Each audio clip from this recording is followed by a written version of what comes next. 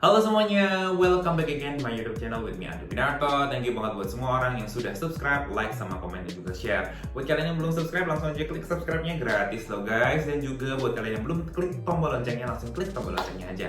Kali ini aku mau bahas sesuatu yang lagi populer banget nih di Indonesia, yaitu work from home. Atau di beberapa case adalah work from holiday. Enak banget ya kesannya gitu kan. Kalau mereka semua yang sudah nyicipin sebenarnya work from home, aku jadi sanksi deh. Memang mau balik lagi ke kantor gitu kan. Itu sebenarnya yang aku rasain. Nah, cerita aku kali ini sebenarnya sekedar sharing aja ya. Aku sendiri udah ngalamin work from home sebenarnya sejak tahun berapa ya? Tahun 2013 kayaknya. Aku bekerja di sebuah company yang sebenarnya enable me to work from home. Jadi kalau nggak penting amat sebenarnya nggak perlu ke kantor. Nah, kalau zaman sekarang ini nih teman-temanku pada nanya-nanya sebenarnya nih, kamu gimana nih dengan kebijakan work from home gitu? Apa kantor kamu juga sependapat sama memes-memes yang sekarang lagi dibikin itu yang kalau kamu nggak mati, kamu nggak kalau kamu belum meninggal kamu harus tetap kerja gitu tuh, atau ya dibikin memes-memesnya gitu yang lucu-lucu gitu tuh.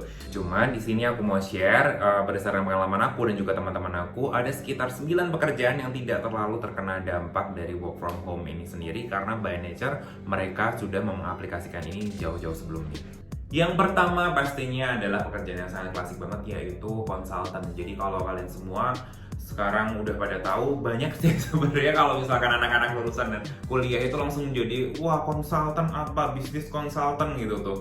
Ya tinggal dilihat aja sebenarnya kredibel apa enggak, sama punya experience apa enggak gitu. Itu yang bedain si konsultan satu sama konsultan yang lainnya. Sama sebenarnya fit apa enggak sama organisasinya. Konsultan yang menurut aku bakalan menjadi marak banget setelah ini yaitu risk management consultant ataupun crisis management consultant. Biasanya orang-orang ini kalau di pendidikannya mereka belajar tentang corporate communication ataupun tentang public relation ataupun tentang ya manajemen dan lain sebagainya gitu. Sebenarnya diajarin di situ. Mereka ini kerjaannya adalah memprevent, sebenarnya punya preventive action dan juga preventive strategy kalau misalkan hal-hal yang tidak diinginkan terjadi. Hal-hal yang tidak diinginkan ada dua macam, yaitu contohnya dari faktor eksternal, contohnya ada wabah corona kayak begini, misalkan ada perubahan kebijakan dari negara dan lain sebagainya. Terus habis itu hal dari internal, contohnya adalah kalau misalkan ada karyawan demo, ada pemecatan massal, apa yang harus dilakukan. Jadi untuk pekerjaan ini menurut aku prospeknya sangat bagus banget ke depan karena melihat dampak dari corona ini sendiri, ekonomi di Indonesia sendiri sekarang kan turun banget nih. Harusnya nih ada orang yang benar-benar memperhatikan tentang risk manajemennya dan juga krisisnya. Ketika terjadi krisis ini harus pikirnya secara cepat dan kalau bisa udah ada preventive actionnya sebelumnya. Yang kedua masih tentang konsultan juga. Yang namanya konsultan tuh banyak banget ya sekarang ini. Yang paling banyak adalah social media spesialis, social media consultant, social media things yang berkaitan dengan social media. Tapi yang membuat sosial media ini menjadi impactful sebenarnya nggak terlalu banyak karena menurut aku kebanyakan memang millennials is very good dengan ideas. They are coming with a very extraordinary ideas yang benar-benar out of the box, yang benar-benar up to the trend dan lain sebagainya. It is very good to make an awareness, tapi in time seperti ini sebenarnya dibutuhkan kemampuan yang lebih dari sekedar kreatif saja. Jadi kalau yang dibilang, menurut aku seorang social media consultant ataupun social media specialist, kalau dia memang benar-benar ngerti tentang social media harus punya impact terhadap salesnya sendiri. Jadi kalau misalkan nggak ada impactnya sama salesnya, berarti itu sebenarnya sama aja bohong. Oh, social media is only about awareness, people say that. Iya, tapi sebenarnya dari awareness itu tujuannya apa? Kalau awareness yang nggak punya tujuan, itu sama aja bohong. Jadi prosesnya, flow-nya kalau dari communication adalah dari awareness, terus habis itu mereka like, habis itu mereka prefer, mereka buy, atau mereka habis itu retry lagi, rebuy lagi, sampai menjadi loyal. Untuk perjalanan panjang ini sebenarnya bisa diukur nih dari impressionnya berapa sampai yang ke-generate menjadi salesnya berapa. Itu ada teorinya, makanya sekolah gitu. Nah kalau misalkan di keadaan seperti sekarang ini, menurut aku dari social media consultant harusnya memikirkan sebuah strategi di mana membuat perusahaan ataupun company ataupun brand yang mereka handle itu bisa survive di dalam kondisi seperti ini. Cut loss yang pasti yang pertama. Terus habis itu kalau bilang dalam keadaan seperti ini increase profit, ya bullshit banget gitu. Kecuali kalian adalah perusahaan hand sanitizer gitu, ataupun perusahaan bergerak di bidang kesehatan, mungkin bisa tuh increase profit. Tapi kayaknya nggak bijak lah kalau misalkan dibuat strategi seperti itu. Nah, di keadaan seperti ini harusnya bisa work the bestnya sebenarnya seperti apa sih senarionya. Jadi nggak cuma berpikir secara kreatif, tapi gimana caranya the bestnya biar cut loss, habis itu tetap ada penghasilan dengan cara apa, cara online ataupun cara apa. Yang ketiga, masih dalam ranah konsultan lagi, yaitu adalah HR consultant. Pernah denger nggak sebenarnya itu? Aku kok lihat sebenarnya di Indonesia tuh dikit banget yang punya HR consultant. Padahal ini sangat penting sekali. Buat perusahaan yang mau membuat kebijakan work from home, pasti punya trust issue terhadap karyawannya. Gimana nanti kalau ini nggak kerja padahal tetap dibayar? Gimana ini nanti cara memantaunya, mengontrolnya? Karena orang-orang generasi Y gitu kan, yang zaman dulu banyak kan bekerja dengan micromanage gitu, jarang banget yang memang tahu kayak yang gimana caranya buat trust, terus habis itu mengukur. Nah ini gunanya HR consultant, biar dia set KPI, the real KPI ya. Jadi kalau banyak banget perusahaan yang bilang, oh ya KPI-nya kayak gini gitu, yang which is that one is really bullshit. Karena nggak ngerti KPI diturunin dari apa sih gitu sebenarnya. Yang pertama yang very broad adalah dari visi dan misinya seperti apa, harus very clear. Terus habis itu ada strateginya seperti apa, baru turun tuh ke para departemen. Oh nanti berarti departemen ini menanggung segini ya, yang harus dilakukan adalah ini. Dari situ nanti ada yang namanya job desk, tapi ini the real thing ya, jadi bukan cuma yang asal tertulis saja. Ketika ini udah dijalankan, sebenarnya semua perusahaan bisa mengerjakan pekerjaannya work from home. Dan itu sebenarnya sangat efisien sekali. Jadi nggak usah bayar rental untuk office-nya, nggak usah nyediain office boy, nggak usah beli catering, nggak usah nyediain tisu somehow atau apa kopi or something yang related sama itu. Electricity juga hemat, bahkan profit perusahaan bisa lebih meningkat. Jadi HR consultant itu sangat berguna. Syukur-syukur kalau ada satu company yang bisa menangani itu semua, itu bakalan bagus banget. Terus habis itu keluar dari pekerjaan konsultan-konsultanan nih, yang keempat adalah IT developer. Sangat dibutuhkan sekali orang yang bisa ngedevelop sebuah sistem, nggak cuma sekedar website saja gitu.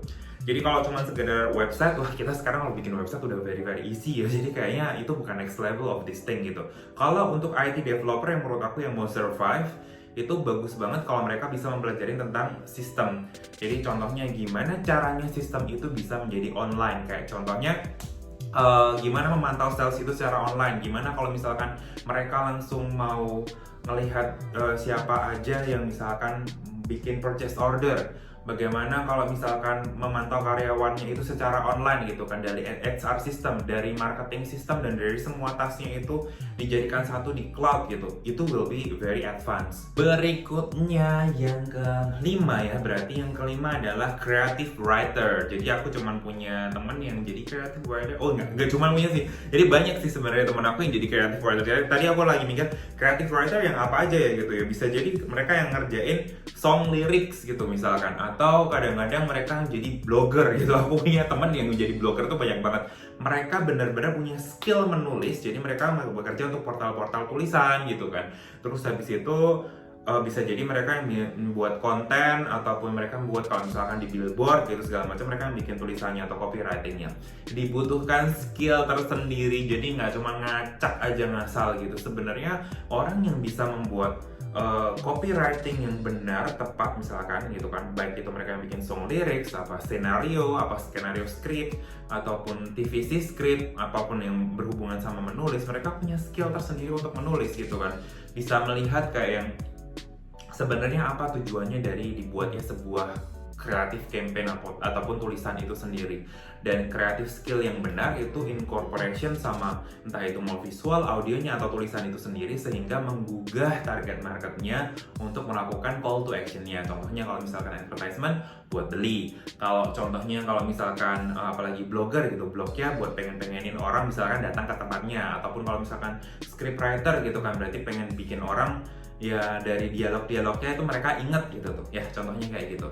Terus habis itu yang ke-6 berarti ya, yang ke-6 adalah graphic designer, dimana graphic designer ini ada banyak ya, ada mereka yang graphic designer yang bisa membuat kayak yang Illustrator, terus apalagi dan lain sebagainya. Kenapa aku nggak masukin kayak videographer atau video editor? Karena video editor kalau misalkan dia cuma ngedit aja sih bisa sih, tapi kalau misalkan videographer sebenarnya mereka harus turun ke lapangan. Jadi kalau mau work from home rada susah ya. Jadi aku masukinnya di sini adalah graphic designer, karena graphic designer itu baik kalian itu Illustrator ataupun kalian yang macam-macam lah profesinya, itu kalian bisa work from home ataupun work from holiday gitu. Dari dulu orang juga tahu ya hukumnya, mereka bisa. 7 ya. Yang ketujuh adalah customer service atau online community manager. Aku punya teman dekat banget, sahabat aku dari zaman aku SMA, dia jadi online community manager. Dulu kalau aku lihat kerjaannya, wah buset gila, enak banget ya. Kita setiap hari kayak ke cafe gitu, ngobrol-ngobrol, nongkrong. Kebetulan dia bisa multitasking gitu kan, sambil ngobrol sambil ngerjain gitu. Kerjaannya adalah replayin semua komplain-komplain kalian ini. Komplain-komplainnya gimana caranya di replay, habis gitu kayak solving the problem, and somehow kalau ada community-nya juga community-nya di manage tapi secara online. Ini pekerjaan yang sangat populer banget di mana-mana, bisa dikerjakan from home ataupun from holiday. Terus habis itu yang ke-8 adalah translator atau interpreter. Jadi kalau misalkan kalian lihat ada orang yang ngerjain subtitle untuk film, ataupun kalau nggak translator untuk buku. Terus habis itu ya yang berhubungan tentang itulah, mentranslasikan. Berarti mentranslasikan itu bahasa Indonesia nggak sih? Ya pokoknya itu ya, berarti itu bisa dikerjakan dari rumah ataupun from holiday. Terakhir nih yang ke-9, yang bikin greget banget sebenarnya. Even though kalian kerja di Indonesia, kalau kalian bekerja untuk US company, Europe company gitu kan, ataupun Western company yang lain ya, kebanyakan mereka sudah apply work from home. Kebanyakannya, aku nggak bilang semuanya ya. Kebanyakan mereka udah apply work from home karena di negara mereka banyak sekali yang udah menjadi habitnya gitu kan, work from home itu sendiri. Aku sendiri sebenarnya pernah mengalami kerja di US company yang sampai aku kaget sendiri sebenarnya.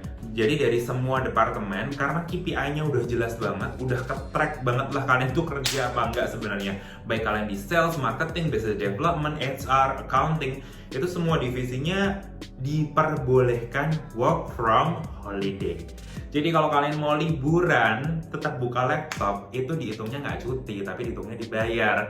Itulah alasannya kenapa aku bisa liburan bertahun-tahun, kesannya nggak berhenti, udah kemana-mana, jarang banget kayak misalkan di Jakarta gitu. Kenapa? Karena meetingnya juga online, pekerjaannya dikerjakan secara online juga gitu kan. Jadi it's very easy and also very simple. Nah, buat kalian semua yang sekarang masih kerja di company yang sangat tradisional, mungkin bisa dicicipi rasanya work from home kayak gimana. Buat yang punya company, mungkin bisa di set KPI itu seperti apa. Terus gimana caranya bikin pekerjaan itu lebih fleksibel, karena lebih fleksibel lebih menyenangkan. Kalau misalkan ada yang mau didiskusikan, bisa langsung diskusi ke aku. Nah, anyway, yang aku lakukan sekarang juga adalah pekerjaan yang enable me to work from home. Jadi aku punya consultation firm sendiri. Consultationnya ini ada banyak lah lininya. Kalau kalian mau lebih tahu lebih lanjut, langsung klik aja arenara.com. See you on the next video. Bye-bye.